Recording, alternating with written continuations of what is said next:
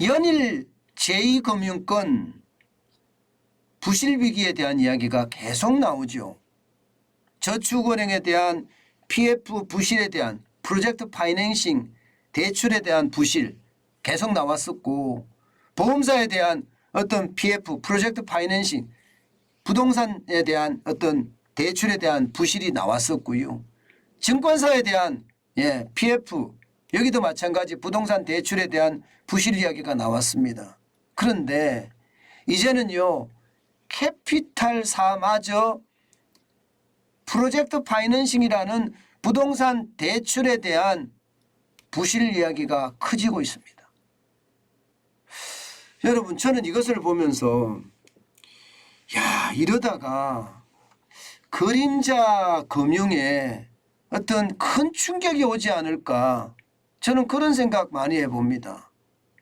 제가 오늘도 그림자 금융에 대해서 지금 어떻게 하든 조사를 해보려고 노력을 하는데요. 많은 곳에 전화도 해보고 아마 노력할 겁니다. 그런데 그림자 금융에 대한 어떤 위험이 점점 커집니다. 사실 보험사라든가 이 캐피탈사라든가 이런 데는 실질적인 그림자 금융이잖아요. 물론 저축은행은 아닙니다. 저축은행은 수신도 할 수 있고 여신도 할 수 있기 때문에, 그죠? 수신이나 여신을 다 하는데 은행하고 똑같은 역할을 하는 곳은 그림자 금융에 포함시키지 않고요. 은행 역할 외에 비금융권이에요. 비금융권에 있으면서 실질적으로는 은행 역할을 하는 곳. 보험사가 그렇잖아요. 보험사가 보험 가입하면 대출해 주잖아요. 캐피탈사도 마찬가지, 카드사도 마찬가지잖아요. 이런 데들을 그림자 금융이라고 이야기하는데 지금 그림자 금융의 위기설이 점점 커지고 있습니다. 위기설이. 제가 아마 여러분들에게 말씀을 많이 드렸을 거예요. 가장 먼저 위기가 오는 데가 제3금융권. 쉽게 말하면 이 사금융 있잖아요. 사금융. 불법 사금융이라고 이야기하기보다는요, 사인간의 거래. 여기가 가장 먼저 타격을 받을 거고, 그 다음에 대부업이나 지방은행이나 저축은행이나 카드사나 캐피탈사나 이렇게 쭉 영향을 받아가면서 나중에는 최종적으로 1금융권이라고 이야기하는 5대 시중은행까지 영향을 미칠 거다.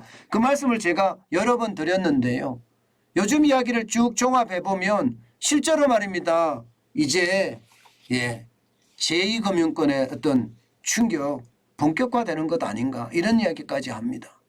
여러분, 이거를 한번 보세요. 이게 어느 회사라고 이렇게 밝히지는 못해놨는데 S캐피탈사라고 해놨는데요.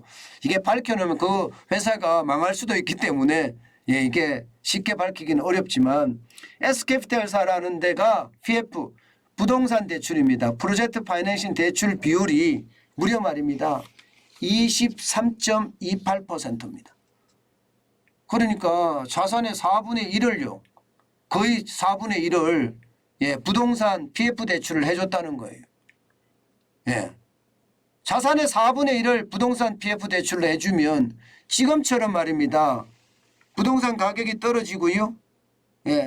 분양이 안 돼서 미분양이 발생을 하면 대출금 회수가 쉬울까요? 대출금 회수 쉽지 않습니다. 여러분, 2020년 말 13.94%일 때도 쉽지 않을 거예요. 그런데 지금처럼 23.28%까지 올라가면 이게 쉽겠습니까? 진짜 쉽지 않습니다. 자산의 4분의 1을 갖다가 부동산 개발 회사에다 빌려줬는데 이게 잘 될 수 있다는 것도 이게 쉽지가 않아요. 사실 그동안 말입니다. 캐피탈사들은요, 주로 뭐 했나 하면 자동차 할부금융 있죠. 거기에 집중했어요. 자동차 할부금융에 집중하면서 사실 짭짤한 재미를 많이 봤었거든요.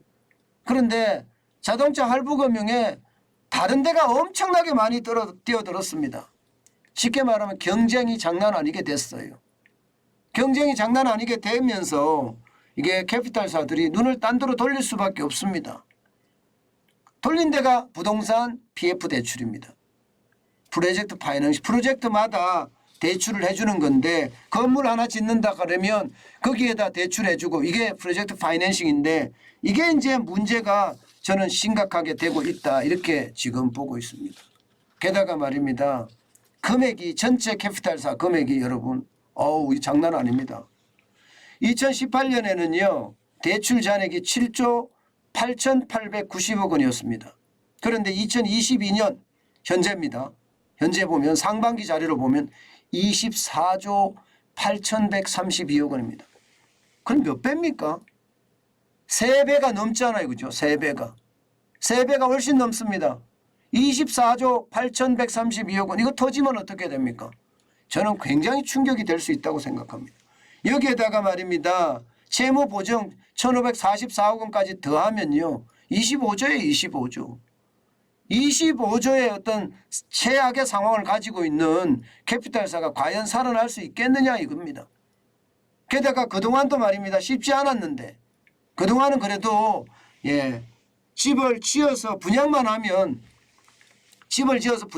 완판이 됐거든요.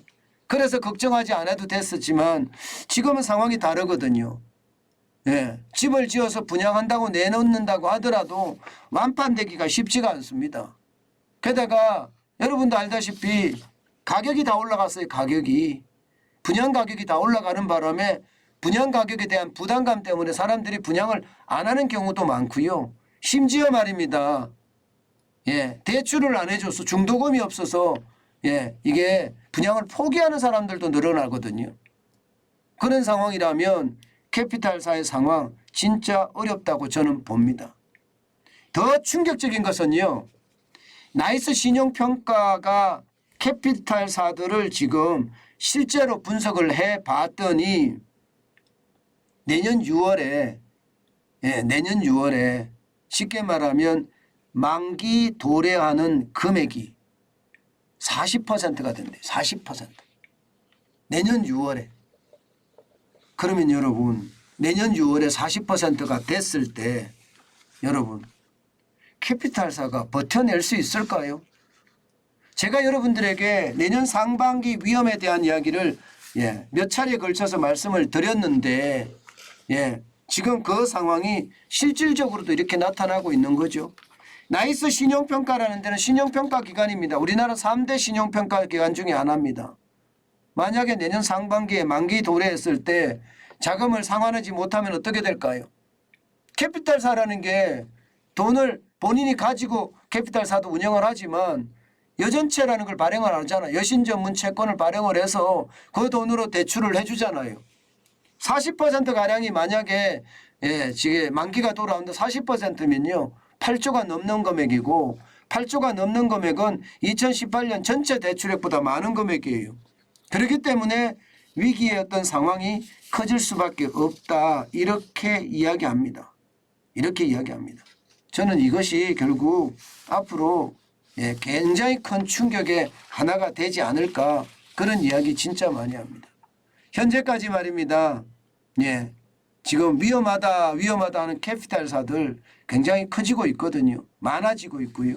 그 상황이 어떻게 전개될지 우리가 지켜봐야 되지만 분명한 것은요.